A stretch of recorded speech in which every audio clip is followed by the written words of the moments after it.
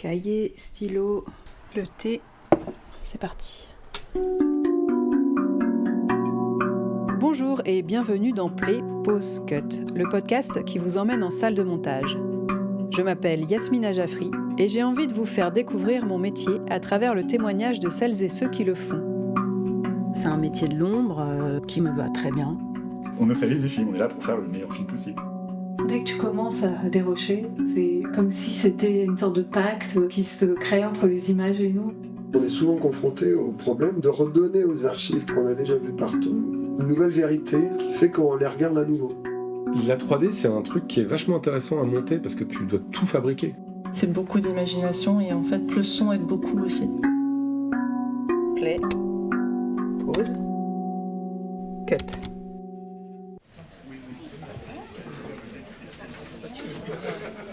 Le 17 mars dernier, dans le quartier du Marais à Paris, le Salon du Luminor a fait salle comble pour la table ronde organisée par les monteurs associés ayant pour titre « Comment devient-on monteur ?» Et là, ça marche. Vous entendez bien ? Telle une petite souris, je vous ai enregistré les propos échangés à l'occasion du festival Les Monteurs s'affichent. Une table ronde préparée par Michael Filippo, modérée par Giulia Rodino, avec la participation de Clémence Sanson, Saskia Berthaud, Clémence Lucas, Alexandre Lutz et d'un public attentif. Mais quel succès ! Bienvenue dans cet épisode spécial à destination des monteurs et monteuses en devenir. Bonjour tout le monde. Comment devient-on monteur ? Je vais lire un peu, j'ai préparé un petit truc, mais après les intervenants parleront mieux. Donc thématique, donc aujourd'hui et depuis un certain temps, on a accès à des logiciels de montage professionnels de façon très très facile. Est-ce que ça veut dire que tout le monde peut devenir monteur ? Je pense pas. Voilà. L'activité professionnelle d'un monteur requiert des compétences techniques et artistiques, donc que ce soit pour cinéma, audiovisuel, web, enfin tout format de montage. Donc la question qu'on va poser aujourd'hui à nos 4 invités, Clémence, Saskia, Clémence, Alexandre, qui vont se présenter tout à l'heure, c'est comment acquiert-on ces compétences et comment devient-on monteur ? Donc, le montage est un métier de curiosité, d'écoute et une expérience sans cesse renouvelée. La porte d'entrée pour devenir professionnel, elle est multiple. On peut passer par des écoles, par des BTS, par des universités, des stages, assistanats, de façon empirique et autodidacte. Il n'y a pas de... voilà. Il y a aussi les formations techniques professionnelles quand on y a accès, des formations qui sont des formations de maîtrise de logiciels, et aussi plus complète, comme je ne sais pas si vous avez entendu parler du stage d'Anita Pérez, le montage en atelier, qui est un stage que je recommanderais à toute personne qui veut devenir monteur, que beaucoup ont fait et que tout le monde a trouvé formidable. Car c'est un savoir-faire, mais c'est aussi un regard personnel. Et du coup, je vais laisser la parole à nos 4 invités qui n'ont pas le même parcours. Ils vont se présenter. Saskia et Clémence qui sont monteuses depuis un bon moment déjà, monteuse confirmée. Clémence qui est entre assistanat et montage, qui est vraiment en transition. Et Alexandre qui est aussi dans une forme de transition puisqu'il a fait beaucoup de montage web et il est en train de passer... tu nous raconteras. Bon, d'ailleurs, je vais te passer le micro en premier, ça te va ? Allez. Bonjour à tous, merci d'être venus. Alors, je m'appelle Alexandre. Je suis monteur de profession. La notion de chef, d'assistant, monteur, dans le digital n'existe pas trop. C'est soit on est monteur, soit on monte pas spécialement. Donc moi, j'ai pas forcément fait de formation audiovisuelle ou cinéma. Je viens d'un parcours universitaire, généraliste. J'ai fait une licence de communication. De ce fait, je suis monté à Paris avec toute une équipe de collègues qui montaient aussi, avec le désir de travailler dans l'audiovisuel aussi.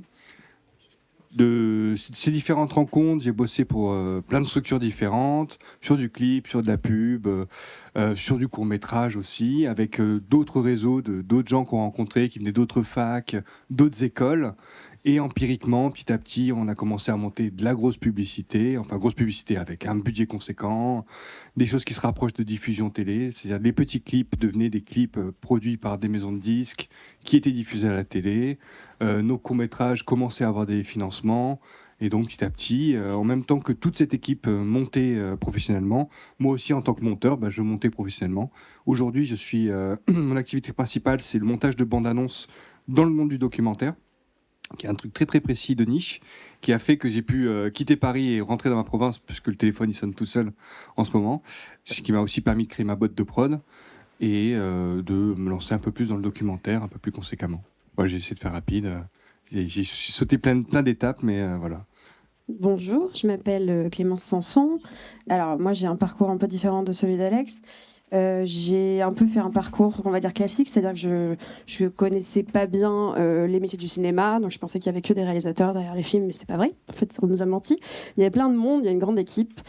Et donc, je suis passée par une école de cinéma, parce que quand il y en a beaucoup, des écoles privées qui s'appelaient l'ESEC, dans le 12e arrondissement de Paris, qui m'a permis après de faire des stages et de commencer à rentrer dans le monde de l'assistanat au montage. Donc d'abord, j'ai travaillé dans le cinéma d'animation. J'ai découvert un monde super avec des talentueux dessinateurs et j'ai eu la chance de rencontrer une chef monteuse qui montait un peu de la fiction et un peu aussi de l'animation, qui m'a embarquée avec elle dans du cinéma fiction. Et donc j'ai été son assistante pendant très longtemps. Elle s'appelle Sophie Rennes, elle est merveilleuse, je vous conseille de regarder sa filmo humainement, et aussi c'est une grande monteuse. Et c'est elle qui m'a après donné des opportunités de commencer à monter en mettant mon nom en avant, en soutenant les projets que je faisais. Et c'est ça qui a permis que, en fait, au bout de quelques années, finalement, au bout de 5-6 ans avec elle, je me lance en montage. Et maintenant, ça fait à peu près 7-8 ans que je monte des longs métrages, notamment, enfin la plupart, c'est de la fiction. Je commence aussi un peu à faire de documentaires, de la série, parce que maintenant, on se diversifie beaucoup, nous, dans nos métiers, avec les plateformes qui arrivent et, voilà, et les besoins de l'industrie. Et voilà, je vais laisser la place à Saskia et sa grande expérience. Bonjour, donc je m'appelle Saskia Berthaud. J'ai commencé le montage en 95. Il y avait encore de la pellicule à l'époque. J'ai pas fait d'école. J'ai eu pareil un parcours universitaire qui avait rien à voir avant, des études de sciences politiques, mais j'aimais beaucoup le cinéma. Mais je ne savais pas, je connaissais à peine le montage.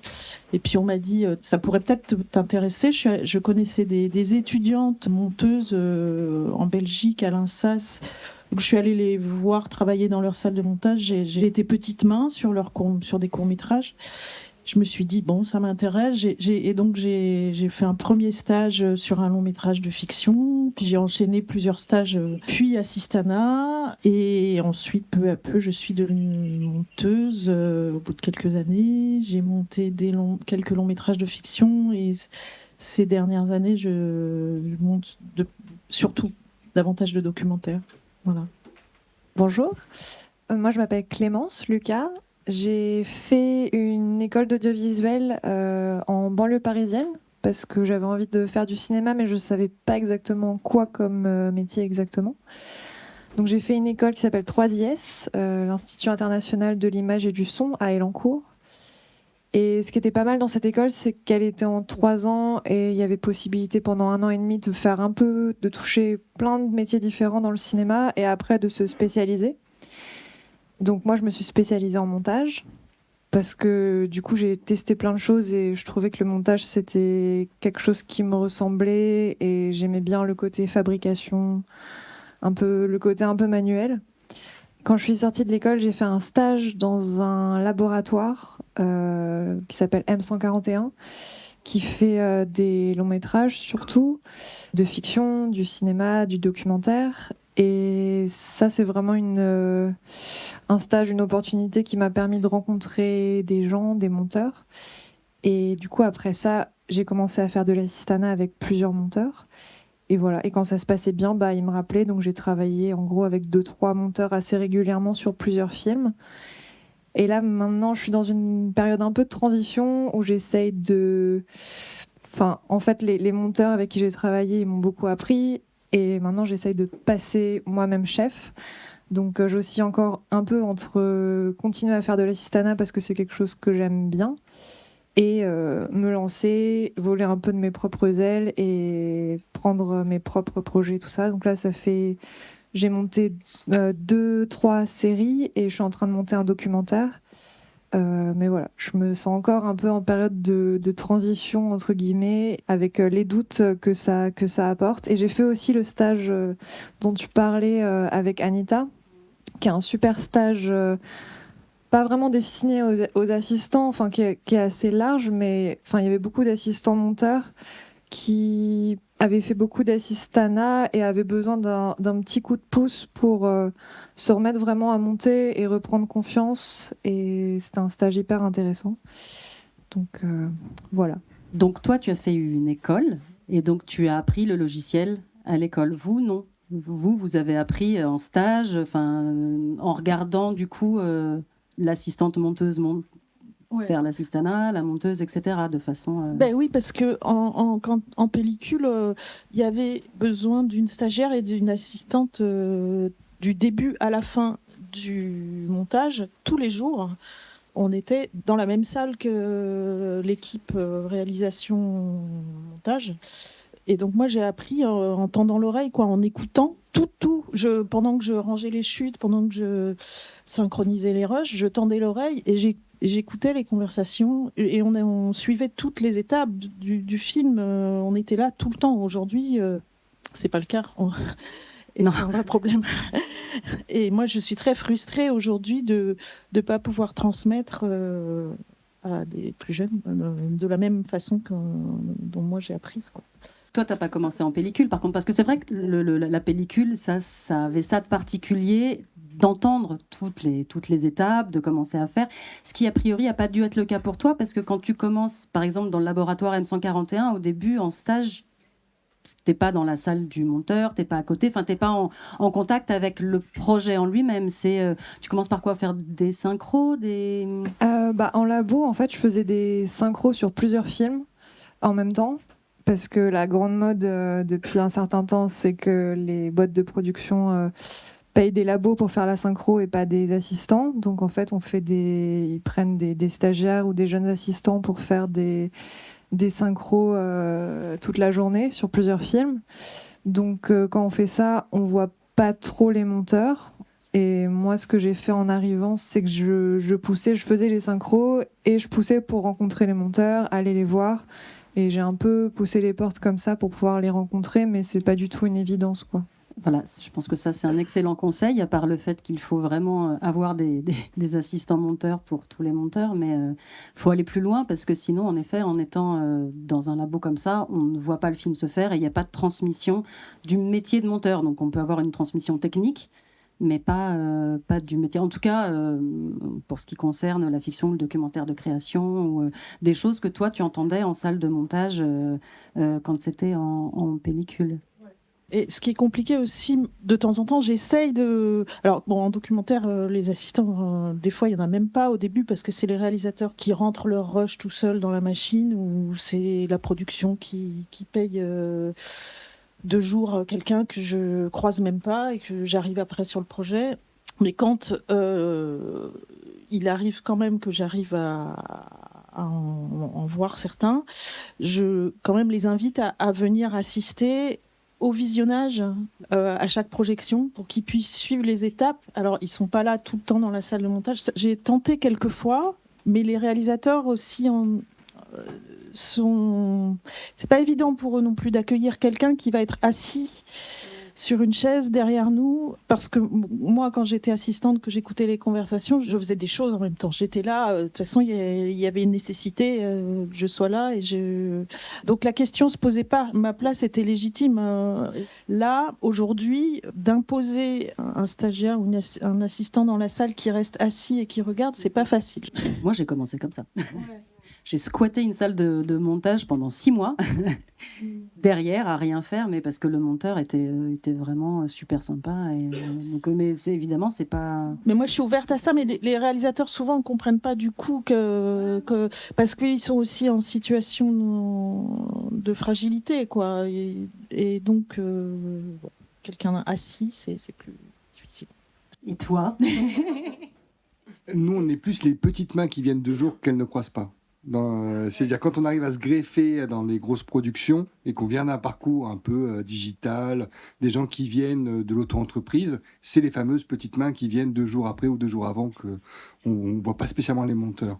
La solution qu'il peut y avoir, c'est d'être évidemment toujours attentif à ce qui se dit au moment où on est là, faire un peu de façon proactive des demandes, est-ce que je peux passer voir, est-ce que ça c'est le truc principal, et d'identifier très vite qui fait quoi, à quel moment, comme ça on peut demander des conseils, parce que si on arrive uniquement tête baissée dans le travail qu'on doit effectuer quand on a la chance d'arriver dans une boîte de production et pas dans une agence ou pas dans je sais pas quelle entreprise de communication, c'est de très vite identifier en fait les gens qui pratiquent le métier qui nous intéresse, et comme ça pouvoir avoir des questions pertinentes, demander des conseils. Mais c'est vrai que la question de quand on est sur des très courtes périodes, très isolées, parce qu'en fait il y a beaucoup de petites mains similaires à mon parcours qui sont déjà dans des projets que vous pouvez traiter, et c'est justement les mains qu'on voit pas trop. Nous, c'est souvent par des biais détournés qu'on peut arriver à rencontrer les monteurs et d'arriver sur des projets un peu plus conséquents qui peuvent nous plaire, fiction, documentaire ou série. C'est souvent via d'autres techniciens qui sont au même moment dans la salle, qui font des projets annexes, et c'est comment se greffer dans ce microcosme qui se crée en parallèle pour pouvoir soumettre d'autres projets dans cette même boîte ou dans une autre. Donc c'est vrai que c'est des chemins où on peut se croiser, même si nos lieux sont en commun. Ça se croise à un moment donné, mais c'est pas sûr qu'on va se recroiser de suite. C'est un peu plus organique, quoi. C'est du réseautage. C'est pas forcément de la mondanité, mais c'est quelque chose de très, très spontané, avec des cas de figure très... tout se crée encore dans le digital. Voilà. Mais du coup, puisque vous avez cette propension à pousser des portes parce que ça vous plaît, vu qu'on dit que c'est pas que technique, qu'est-ce qui vous a poussé à devenir monteur, à pousser des portes? Est-ce que c'est, je sais pas, l'amour du cinéma, des séries sur le web? Est-ce que c'est une rencontre avec un monteur, avec des réals? Parce que vous avez tous donc eu ce désir qui fait que vous êtes monteur. Vous n'êtes pas que technicien. Moi, c'est ce qui nous pose problème actuellement, qui m'a donné envie de faire du cinéma, c'est la facilité des outils qui se développaient. Vraiment, toute la numérisation du cinéma, les logiciels de montage qui devenaient accessibles, c'est ça qui m'a vraiment poussé à aller dans le cinéma. Me dire, on a à portée de main beaucoup d'outils actuellement, et pour concrétiser vraiment de l'idée, du mot, du texte, à de l'image, je trouve ça d'une facilité déconcertante actuellement. Pourtant, j'ai fait le chemin inverse après par des assos pour apprendre la pellicule via l'ETNA notamment. Mais c'est ça qui m'a poussé en fait au moment où j'étais dans un parcours où j'avais envie de faire quelque chose de lié à la culture. Et c'est le cinéma, c'était justement parce que là, il y avait des outils qui devenaient incroyables, d'accessibilité, c'était moins cher, enfin c'était fou quoi. Voilà. Alors moi, j'ai un peu coupé quand je vous ai raconté mon début de parcours, mais quand j'avais 17 ans, je me suis un peu échappée de chez moi et de ma campagne canoise. C'est pas une campagne, mais un peu. C'est un vide un peu culturel. Et je suis venue faire un stage à Paris dans un studio qui louait des plateaux pour de la télé, des shootings photos. Et c'est là où j'ai négocié un repas par jour pour bosser gratuitement pendant 6 mois. Et c'est là où j'ai un peu découvert les métiers du plateau. Et j'ai trouvé ça merveilleux, les ambiances de plateau et aider à la production de quelque chose. En plus, je bossais sur des séries sympas comme C'est pas sorcier, donc je pouvais voir Jamie qui faisait ses tours de magie. Je trouvais ça génial. Mais ce que j'ai vu, c'est que par contre, personne n'avait son mot à dire, à part le réalisateur et à part quelques personnes clés dans la salle. Et moi, je me suis dit que j'avais envie d'avoir mon mot à dire, parce que j'ai toujours eu envie d'avoir mon mot à dire. Et je trouvais que le montage, c'était une bonne place. Alors, j'en ai toujours un peu fait. Je m'amusais à faire du stop motion quand j'étais petite et tout ça. Mais je pensais pas que c'était un métier... je pensais que c'était un métier technique, parce qu'on nous a toujours dit ça. C'est d'ailleurs pour ça que pendant très longtemps, il y a eu des femmes à ces métiers-là, parce que c'était considéré comme un métier de petites mains, comme voilà. On nous mettait à la couture et au montage. Délicates, avec des mains délicates, voilà. Mais en fait, je me suis rendu compte qu'il y avait une place privilégiée dans la création, dans l'écriture des films. Et c'est ça qui m'a vraiment donné envie de pousser ça. Puis être dans l'ombre, c'était pas mal aussi, dans une salle de montage enfermée pendant des mois avec un réalisateur pour essayer d'arriver à la dernière écriture du film. Et je trouvais ça fascinant. En plus, travailler avec tout le reste de l'équipe de post-production, au son, à l'image. Voilà, j'ai vite compris qu'en fait, c'était une place pas mal, le montage. Et c'est pour ça que je suis allée vers ça, moi. Voilà. Et donc développé aussi par cette rencontre avec Sophie Rennes qui t'a amené à comment on fait aussi, quelle place on tient dans cette salle de montage. Oui, exactement. Et qui était, que tu as connu aussi, avec lesquels tu as travaillé il y a longtemps. Et donc, quelqu'un qui a appris en pellicule. Et pareil, elle me disait, on était 3 dans la salle. C'était toujours, voilà. Et donc, qui avait cette passion de transmettre de la même manière. Donc, c'est quelqu'un qui me faisait rentrer dans la salle, qui me donnait des montages à faire, des séquences, qui me faisait prendre ces séquences, qui me disait, modifie ce que tu veux, après on en discute. Donc, c'est quelqu'un qui m'a vraiment formée. Et surtout, qui m'a montré la complexité. Parce que je pense que 60% de notre travail, il est technique et il est comment raconter une scène, une histoire et plus globalement un film en entier, des axes, des personnages. Mais je pense que aussi ce qu'elle m'a appris, c'est comment un film, l'industrie filmique se gère. Et ça, c'est quelque chose qu'on peut que apprendre en observant.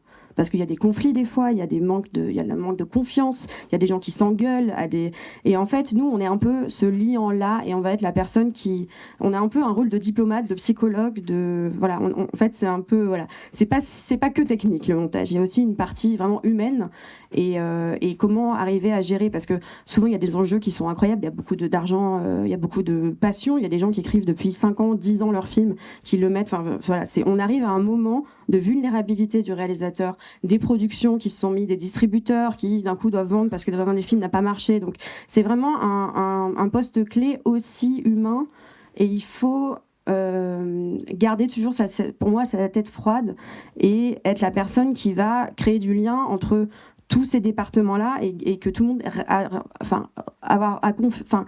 comment dire. Des fois, il y a des pertes de confiance, des fois, il y a vraiment des situations très stressantes. Et nous, on a ce rôle-là, pour moi, de diplomatie qui est très intéressant et qui est au cœur de nos métiers, autant presque que la création artistique, quoi, moi, je dirais. Je pense qu'il a fallu que je sois assistante sur peut-être 3 films, et de voir vraiment la construction d'un film de A à Z. Et au bout de 3 films, j'ai compris vraiment... Voilà, toutes les étapes, les processus de fabrication. Et je me suis dit, ouais, c'est ça qui m'intéresse. C'est vraiment l'écriture, la narration, le récit, et aussi toutes les qualités humaines que ça implique. Être dans un rapport en tête-à-tête avec... Je suis plus à l'aise dans des relations en tête-à-tête. Il y a aussi un travail d'équipe, mais plus après, enfin, dans un deuxième, il y a d'abord un face à face, et voilà, des qualités d'écoute, d'empathie, de psychologie, de diplomatie. Il faut savoir aussi être stratège et trouver le moment opportun, sentir le moment opportun pour faire des propositions qui ne vont pas forcément dans un sens qu'avait tout de suite imaginé le réalisateur. Et puis aussi parce que le montage, c'est aussi un métier où il y a du temps, on a le droit d'essayer et de recommencer. Au tournage, il y a une pression. Il y a quand même de la pression au montage, et il y a aussi un temps qui nous est imparti et qu'il faut respecter. Mais on regarde ce qu'on fait, on regarde là où ça marche pas, et là où ça marche pas, on reconnaît nos erreurs et on recommence, on ajuste, voilà. Et ce rapport au temps, c'était important. Avant que tu prennes la parole, je vais te poser une question, parce que du coup, je me demandais si au sein de ton école, ce sont des choses dont on te parlait, de ce rapport avec les autres dans la salle de montage. Cette histoire de temps, c'est compliqué parce qu'on n'a pas du temps dans tous les formats. C'est sûr que selon ce qu'on monte, on va nous donner plus ou moins de temps, et les temps de montage ont quand même tendance à drastiquement se raccourcir. Et il ne faut pas l'accepter. Non, nous, à l'école, on nous parlait pas trop de ce rapport-là très psychologique avec le réalisateur, d'avoir quelqu'un qui débarque dans une salle de montage, comme tu disais, Clémence, qui peut être dans un état de vulnérabilité extrême. Il vient de passer peut-être 6 mois, 1 an, 3 ans à créer un film, et il arrive, et parfois il est content et parfois il est dévasté de voir ce qu'il a fait. Donc ça, c'est vraiment pas du tout quelque chose qu'on apprend à l'école, mais plutôt qu'on apprend sur le tas, je pense. Et puis après, chaque personne, chaque réalisateur est différent, chaque expérience est différente, mais moi je sais que du coup c'est quelque chose avec lequel je me bats un petit peu en ce moment parce que je trouve que c'est pas évident quand on est jeune monteur, surtout d'avoir quelqu'un qui débarque dans une salle de montage et qui est très fragile. Faut pouvoir le rassurer et puis faut avoir quand même la confiance en soi de se dire c'est bon, je vais mener cette barque au bout. Puis il y a le réalisateur et puis après il y a le producteur, les producteurs aussi. Voilà, tout ça c'est pas évident et c'est pas quelque chose qu'on nous apprend à l'école, je pense. Du coup, je voulais aborder aussi la question du doute, parce que c'est pas parce qu'on monte depuis un certain nombre d'années ou qu'on a fait un certain nombre de projets qu'on n'a pas le doute. Est-ce que plus on en fait et on arrive dans la salle de montage en se disant c'est bon, moi je sais monter, j'ai déjà essuyé les plâtres avec un type de réalisateur très différent, etc. Ou est-ce qu'on a toujours un doute en arrivant? Est-ce que ce doute nous sert? Est-ce que c'est quelque chose sur lequel on s'appuie? Est-ce que... Moi, je veux bien la réponse à cette question aussi. Du coup, je te passe le micro, Saskia. Ouais, le doute, il est... Mais pour moi, c'est un moteur.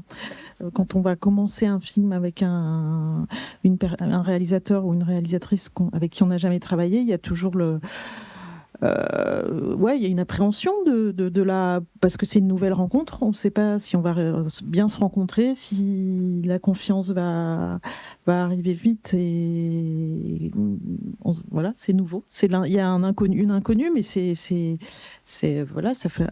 Il y a toujours une peur, mais c'est excitant aussi. C'est bien à dire pour les jeunes monteurs parce qu'on pense qu'on vit seul le doute et en fait ça se répète. Non, c'est.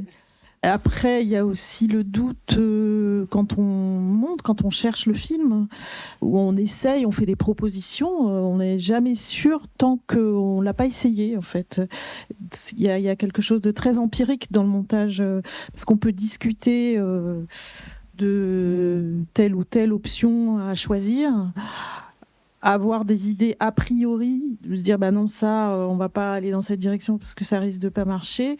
Il y a une discussion, on argumente, mais il y a un moment où si je ne suis pas convaincue par la proposition du réalisateur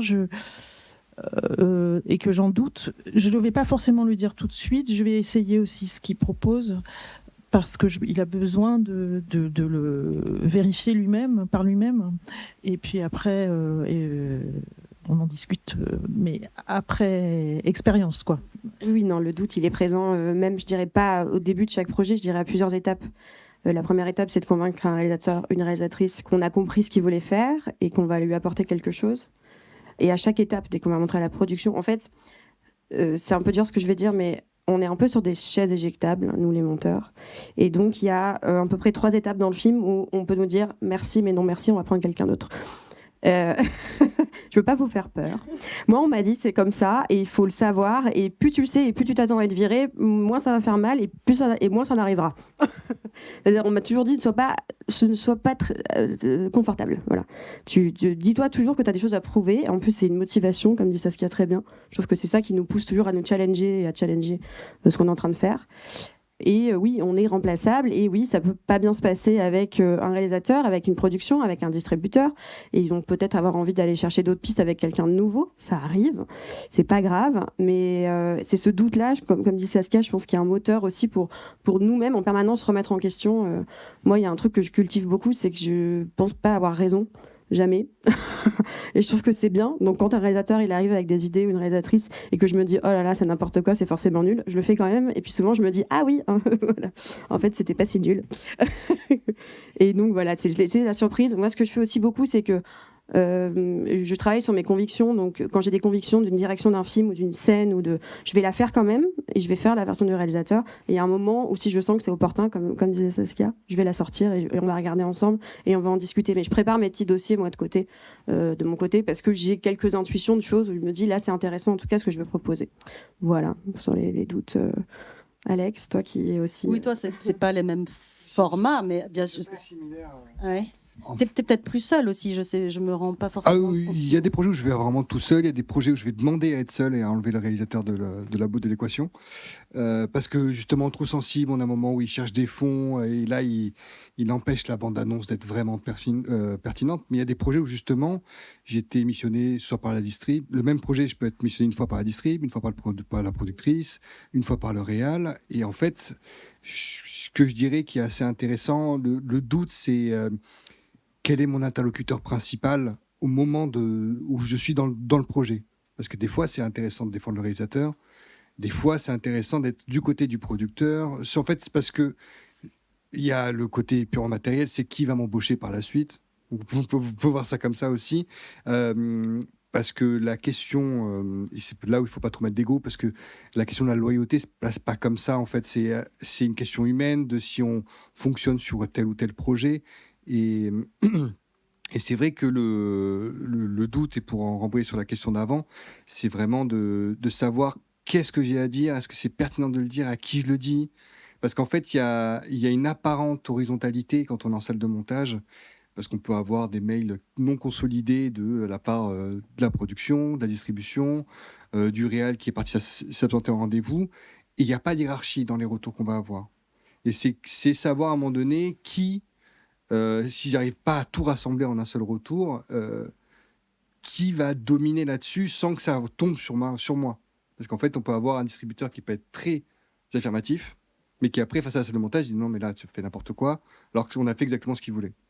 Donc c'est vraiment ce truc-là, et c'est un peu de politique, un peu de stratégie. On est un peu loin des considérations esthétiques, mais ça, c'est le truc un peu matériel pour être sûr d'être le moins possible en éjectable. Parce que moi, je suis arrivé sur des projets où des gens avaient été éjectés. J'ai été éjecté de projets. Parce qu'à un moment donné, c'est bien de s'affirmer. À la fois, des fois, il faut laisser les gens se mouiller pour nous. Faut pas être trop rigide, quoi. Faut être un peu gazeux, quoi. Dans les salles de montage. Il y a aussi comment on fait le premier, parce que c'est pas forcément évident. Le premier court-métrage, où est-ce qu'on va le chercher? Le premier long-métrage, le premier doc, est-ce que c'est les monteurs qui justement poussent leur assistant ou leur refilent un projet? Est-ce qu'on va le chercher, je sais pas, avec les dents? Est-ce que c'est un copain réal? Est-ce que c'est parce qu'on est sorti d'une école et que du coup on a du réseau? Enfin, c'est vrai qu'il y a beaucoup de... Enfin, j'imagine que c'est des questions que vous vous posez. C'est quand le premier? En fait, j'ai rencontré le réalisateur alors que j'étais assistante, et après il a monté un long et il m'a proposé, parce qu'on se connaissait, on s'était connus sur son film lorsque j'étais assistante, il m'a proposé voilà, et puis c'est des histoires de réseau. J'ai fait des courts-métrages, puis on m'a proposé des longs-métrages, et c'est vrai qu'au début, moi j'ai commencé en fiction, donc c'était d'abord mon réseau fiction qui m'a fait avancer. Puis la monteuse avec qui j'avais travaillé m'a repassé des projets. Et puis, à un moment donné, je ne sais le documentaire est arrivé un peu, et de plus en plus aussi parce que je suis intervenante à l'USAS, au master de réalisation de documentaires de création, et ça m'a aussi ouvert un réseau de films d'anciens étudiants. Et donc j'ai monté beaucoup depuis une douzaine d'années de documentaires dans ce réseau-là. Pendant ce temps, mon réseau fiction s'est un peu tari. Même si j'ai remonté un film de fiction, un film de fiction là, il y a 2 ans. Et ça, je le regrette. J'aimerais bien passer de l'un à l'autre. C'est super. Puis l'un repose de l'autre. En documentaire, on porte beaucoup sur les épaules. Tout s'écrit au montage, quoi. Moi, du coup, j'ai jamais fait de premier long pour l'instant.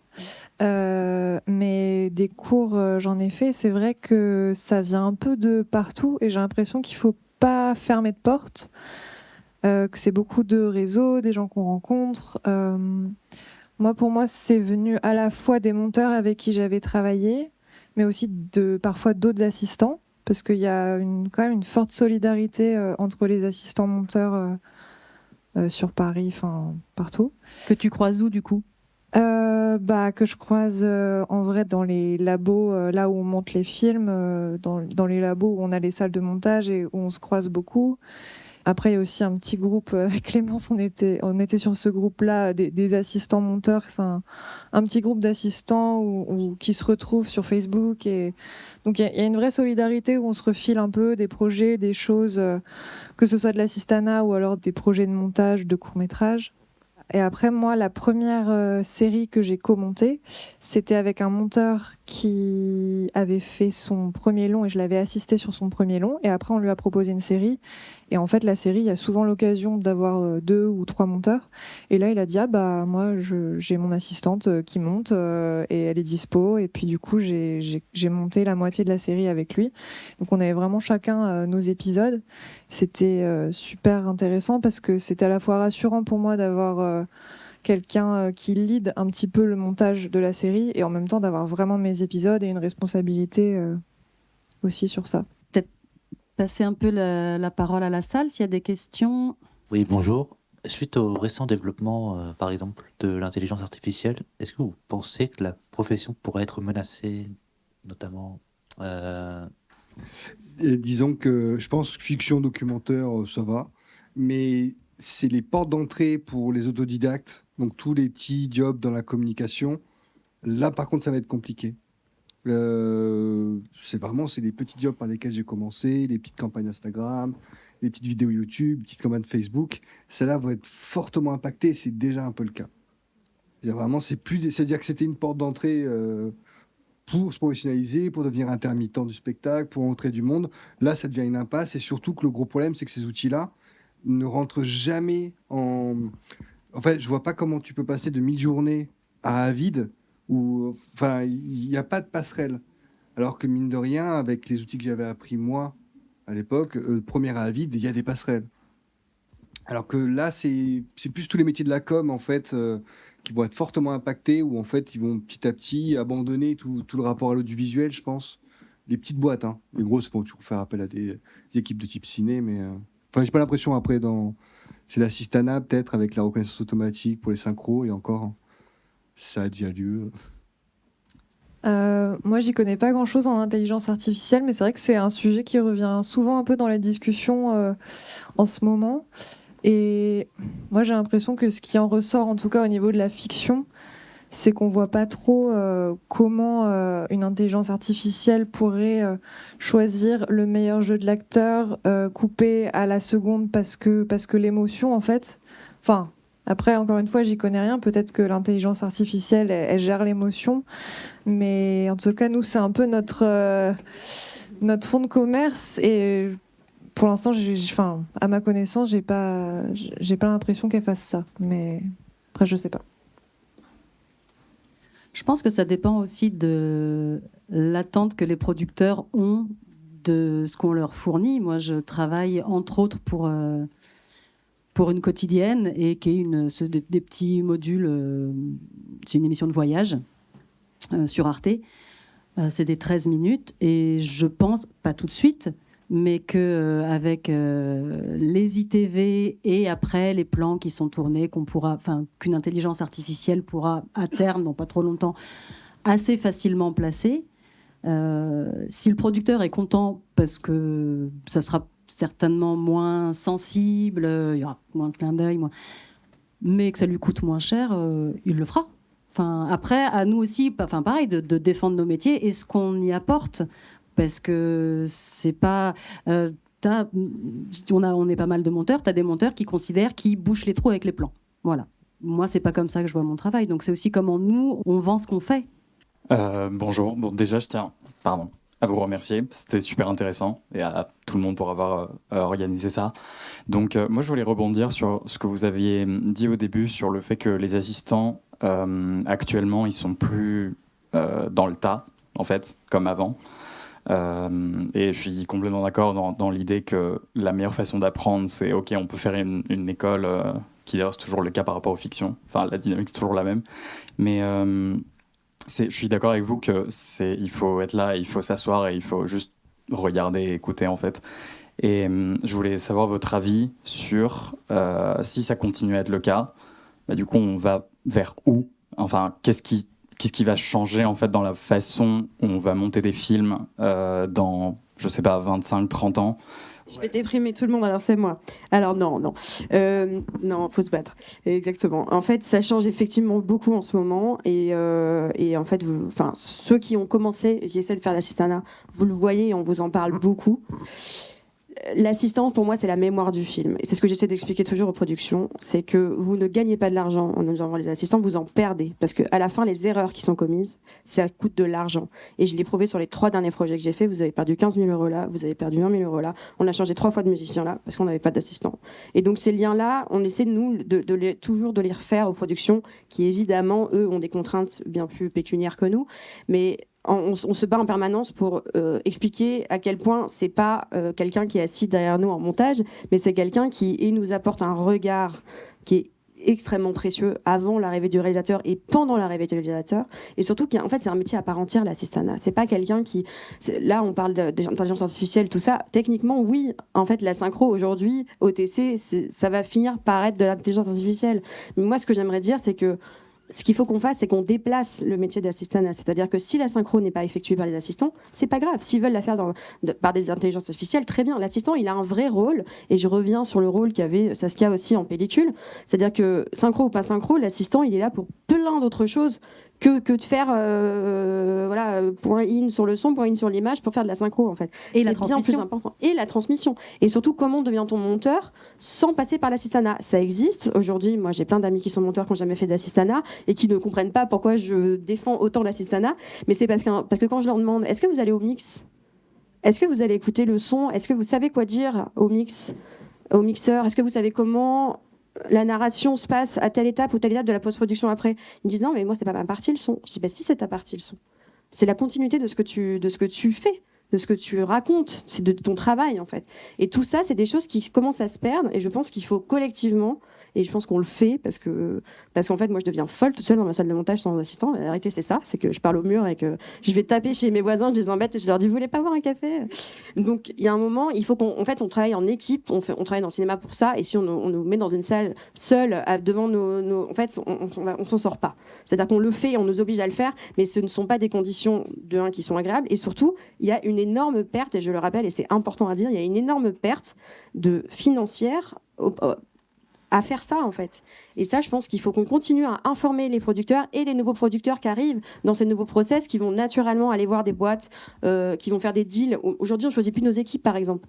Moi, j'ai plus l'occasion de choisir mes équipes de son, parce qu'on me dit, bah non, on a un deal avec telle boîte de son, donc ça va être lui le mixeur, on verra celui qui est dispo, lui le monteur son, puis on se débrouille. Et je dis, mais c'est pas comme ça qu'on travaille.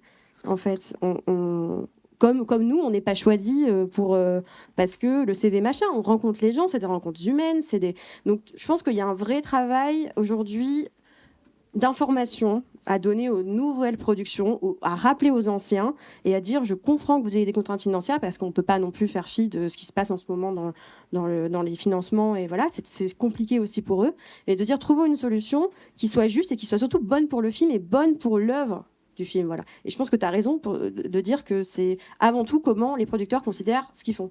Oui, et quelle est l'exigence des projets de demain? Ouais. Bonjour, déjà.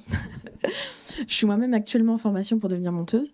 Néanmoins, on n'a pas ce côté humain et on n'a pas la possibilité de vraiment s'exercer parce que la plupart de mes compatriotes qui essaient de faire des stages ont des réponses négatives quand ils ont la chance d'avoir une réponse. Du coup, on est vraiment c'est-à-dire qu'on est plein de désirs et plein d'envie vers ces métiers qui nous donnent envie, même dans une reconversion comme dans mon cas, de se lancer à âme perdue. Mais il est difficile de défendre la possibilité de pouvoir intervenir sur des projets parce que justement, on n'a pas l'expérience nécessaire. Les formations sont plus ou moins reconnues, donc il faut vraiment être acharné pour pouvoir acquérir la moindre expérience. Je suis presque attristée de me rendre compte qu'en fait, de l'autre côté, quand on a fini par réussir à y mettre un pied, il y a la frustration aussi de ne pas pouvoir nous rencontrer, nous. Finalement, je me pose la question, à votre avis, qu'est-ce qui fait, effectivement, mis à part l'argent, parce que nous, de financer des gens qui viennent à côté de vous. Nous, par exemple, qui demandons juste des stages d'observation, on n'arrive pas à les obtenir, donc finalement, on ne coûte rien. On pourrait juste être une aide pour vous. Qu'est-ce que vous pensez qu'il serait possible de faire, mis à part échanger peut-être nos contacts, pour pouvoir se rencontrer, quoi? Il y a les monteurs associés. Voilà, il y a les monteurs associés. Il y a les monteurs associés. Il y a un gros travail qui avait été fait aussi avec le livre blanc, qui était un guide plus qu'un guide de bonne pratique, mais après c'est une adresse aux producteurs en disant on a besoin d'assistants, c'est tout ce que vient de dire Clémence, quoi. Mais au-delà de ça, c'est... Alors, moi je vais prêcher pour ma paroisse, je suis désolée, mais on a créé il y a 5-6 ans, on était 3 copines et on aimait bien boire des coups et on était toutes assistantes et en fait on se rendait compte que tous nos copains assistants avaient plein de copains assistants et qu'en fait on se rencontrait pas à part si on était voisins de salle. Et on s'est dit, pourquoi pas faire un apéro géant ? Et ça a commencé comme ça. Et maintenant, on est sur Discord, on est 300. Et il y a des plans techniques, il y a des plans boulot, il y a des rencontres qui sont faites. Et je pense que ce qui est avant tout, comme les monteurs associés, en fait, c'est nous-mêmes qui allons nous organiser. Avant tout, il faut pas lâcher. Moi, j'entends plein. Moi, j'ai reçois des mails tout le temps de jeunes. Et en fait, quand j'ai une opportunité, je renvoie en disant, tiens, vous cherchez quelqu'un, faut pas lâcher. Faut pas lâcher, faut venir, faut rencontrer les gens, faut aller boire des cafés, faut harceler les monteurs. Et en fait, on a vraiment tous envie, même si des fois on n'a pas le temps ou que on n'a pas forcément des opportunités, mais si on les a, on les donne et voilà, faut rien lâcher, quoi. Ça s'appelle l'apéro des assistants, c'est sur Discord. Donc voilà. Vous êtes les bienvenus et aux apéros aussi. Il y en aura bientôt. Donc ça, c'est super. Et comme disait Vincent, il y a aussi les monteurs associés. On a ouvert une cotisation étudiante l'année dernière. Il y a des réunions. Voilà, c'est ouvrir le plus possible le champ des rencontres, disait Clémence. Donc c'est 2 choses. Bonjour. Donc le passage par l'assistanat semble... pour moi bénéfique parce que très formateur et un peu indispensable, mais j'entends aussi des gens qui disent le problème c'est que quand tu travailles pour une production en tant qu'assistant, ils te catégorisent assistant et ils feront jamais appel à toi en tant que monteuse, ils te verront jamais comme potentielle monteuse et donc ça veut dire que c'est des portes qu'on se ferme pour le montage. Donc qu'est-ce que vous avez à dire vous à ce sujet-là ? Moi, j'ai l'impression que c'est à la fois vrai et pas vrai. Moi, par exemple, quand j'ai assisté une monteuse sur un film, le producteur de ce film m'a vraiment catégorisée comme assistante. C'est-à-dire que vraiment, j'étais l'assistante de cette monteuse et j'étais assistante. Mais en fait, ce qui s'est passé, c'est que dans cette boîte de prod, il y avait une jeune, au départ, stagiaire, ou peut-être que c'était l'assistante de ce producteur. On s'est rencontrés en travaillant sur ce film, donc toutes les deux comme assistantes, moi assistante monteuse et elle assistante de prod. Et en fait, elle est devenue productrice. Et puis quand elle a commencé à produire ses propres films, elle m'a proposé de monter un cours. Et en fait, on s'est re-rencontrés comme ça en tant que monteuse et productrice. Et ça arrive aussi, en tout cas. Alors j'ai deux points. Je suis moi-même monteur. D'abord, je suis content de voir qu'il y a plein de jeunes ici qui ont très envie. Je voudrais rassurer aussi sur le fait que il y a d'autres domaines de montage. On est beaucoup là sur la fiction, le documentaire très installé, etc. Mais il y a le clip, il y a le web, il y a absolument... Enfin, je pense que tu as beaucoup à dire là-dessus. Il y a le film de communication, il y a les films industriels, il y a les courts-métrages avec les copains. Il y a des tas d'autres façons de commencer, de se lancer. Mais bon, c'est vrai qu'il faut aller chercher, il faut connaître, il faut pas commencer sans être payé. Il faut, voilà, il y a tous ces deals-là. Et ça passe pas forcément par l'assistanat. Et c'est pas forcément indispensable. En l'occurrence, moi, je suis monteur, par exemple, à la rédaction à France Télévisions. On fait du magazine, on fait du reportage. Il n'y a aucun assistant. Ça se fait un peu à l'arrache. Mais c'est un travail de montage qui est extrêmement riche, extrêmement intense, et où on apprend énormément, entre autres sur la confiance en soi. J'entendais parler du doute. Quand on travaille sur l'actu, on n'a pas de doute. Non, mais on n'a pas le temps. C'est-à-dire, le gars, il rentre dans la salle, on commence et on finit. Voilà. Et puis ça clash, mais on finit quand même. Et il faut le faire sans doute. Donc l'audiovisuel est un domaine où il y a quand même beaucoup de petites portes d'entrée. C'est important de le dire, vous avez raison que les écoles ne sont pas forcément une assurance déjà d'avoir... c'est simplement pour apprendre les outils, mais c'est pas un diplôme ni une école. Alors il y en a certaines qui sont prestigieuses, qui évidemment ouvrent plus de portes que d'autres, mais c'est avant tout regarder, être là, et personne ne nous demande jamais votre diplôme et votre école et votre formation. Jamais. Ça, c'est plutôt positif. Ça veut dire que ça laisse aussi la porte ouverte à plein d'autres gens. Et merci de rappeler qu'il y a plein d'autres formats qui sont tout aussi intéressants les uns que les autres. Bonjour. Plus sur le côté un peu relationnel et politique du métier, je crois qu'à un moment donné, vous avez dit qu'il y avait 3 moments clés où le monteur était le plus sur un siège éjectable, mais vous n'avez pas détaillé quels étaient ces 3 moments. Donc ça m'intéressait. Je vous ai fait peur. Non, je dirais que le premier est à la présentation de la première version au réalisateur, où je dirais que 70% du temps, ils sortent en pleurant et en nous disent à demain. Et puis, ils disent pas un mot. Et puis, 30% des cas, ils sont merveilleusement contents. Et ça va être tout aussi dur parce qu'en fait, nous, on a plein de choses à couper. Et s'ils sont contents dès le début, c'est que c'est pas possible. Non, c'est qu'en fait, c'est très violent, un montage. Quand quelqu'un prend votre matière et en fait quelque chose, de toute façon, c'est pas ce qu'on a dans la tête. Il y a plein de... Voilà. Donc, cette première étape-là, c'est aussi dire, on va y arriver, on va faire ce que tu veux faire. T'inquiète pas, tout est là. Voilà. La deuxième, je dirais que c'est la phase où les producteurs viennent voir le film et où ça peut aussi, c'est parce qu'on travaille avec le réalisateur pendant quelques semaines et après on présente ce film-là au producteur et disons que la réaction peut être très bonne et pleine de confiance et des fois un peu plus douloureuse. Voilà. Et dans ces cas-là, si on est par exemple un jeune monteur et que c'est des producteurs, des vieux producteurs, ils vont vouloir se rassurer en prenant quelqu'un qu'ils connaissent peut-être, ou voilà. Enfin, en tout cas, c'est une étape qui peut bien se passer, mais qui peut aussi de temps en temps avoir un peu plus complexe. Et la dernière, c'est la phase des distributeurs, qui est un moment très important puisque c'est eux qui aussi vont pouvoir faire rayonner le film ou pas et des fois il y a des incompréhensions sur c'est parce que eux ils n'ont pas assisté à cette phase là de création, donc ils sont un petit peu partis du scénario, ils n'ont pas vu grand chose et puis maintenant ils voient le film, donc c'est des gens qui ont raté plusieurs étapes et des fois quand le film a beaucoup changé ça peut être un peu perturbant. Voilà, c'est là où je dirais que c'est les 3 étapes. Il y en a peut-être d'autres que j'ai oubliées. Mais bon, globalement, Mais ça, c'est pareil, c'est dans un contexte de film de fiction ou de documentaire ou de... Non, toi aussi. Ouais, voilà. Ah ouais, puis pareil, ouais, voilà. Play Pause Cut, c'est terminé pour aujourd'hui. Je compte sur vous pour liker, partager et vous abonner. Retrouvez toutes les infos de l'épisode en description et suivez les comptes Instagram et Facebook pour ne pas manquer les prochaines publications. À bientôt!